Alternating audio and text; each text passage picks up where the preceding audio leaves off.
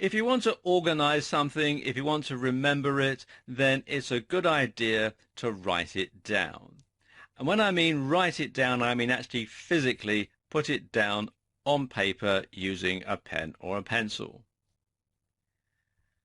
Years ago, I used to work with this guy, and he used to carry a little notebook and a pencil around with him. And whenever you asked him something, or whenever he needed to remember something, or if you gave him something to do, he would immediately get out this notebook and he'd write it down. And I once said to him, "Why do you write everything down, Charlie?" And he said, "Well, it's because my pencil's got a better memory than I have." And you can't argue with that. But the thing is, when you write something down, you're more likely to remember it. So even though Charlie used to write everything down, he didn't often have to refer back to this notebook because it made it easier for him to remember it. And this is because the act of physically writing something down causes two separate parts of your brain to become involved in the process of remembering, making it less likely that you'll forget.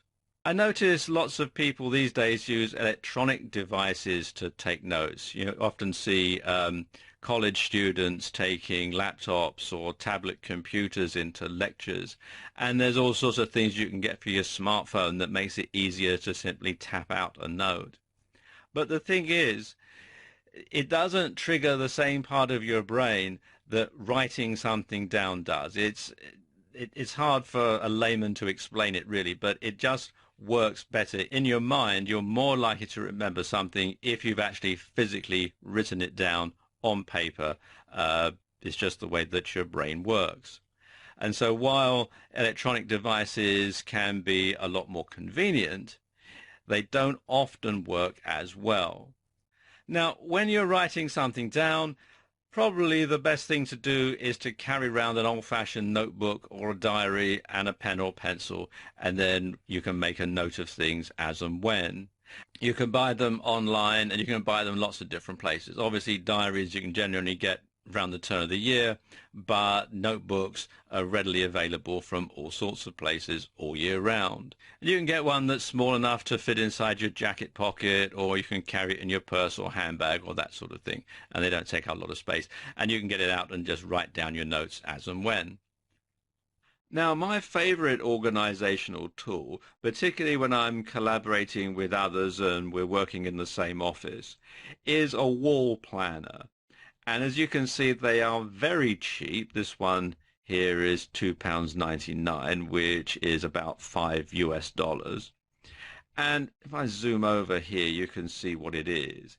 It's just basically a whole year's calendar spread out in little squares all the way across. And you have a regular calendar at the side as well that you can refer to.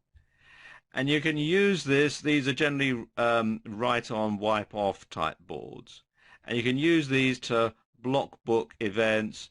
So I know when I'm going to be making a video, I can block in a whole area where we're going to be away shooting, or if I'm going to be recording a video like this, I'll know that I won't want to schedule any meetings or anything else like that for this particular time.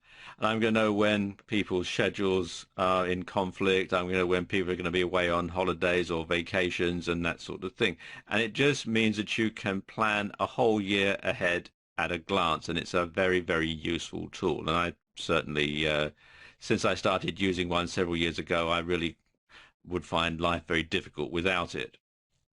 Another thing that you can do is just to write out an old-fashioned to-do list.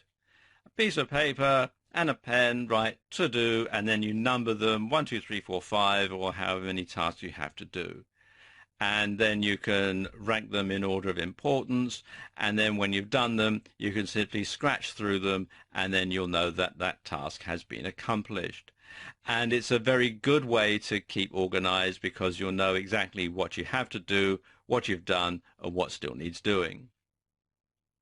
Another old-fashioned and very well-used tool to write things down on and to use it to organize your time and to organize your life are Post-it notes. Now, The humble post-it note, well, it's been around a long time and it often gets overlooked, but it is actually very, very handy.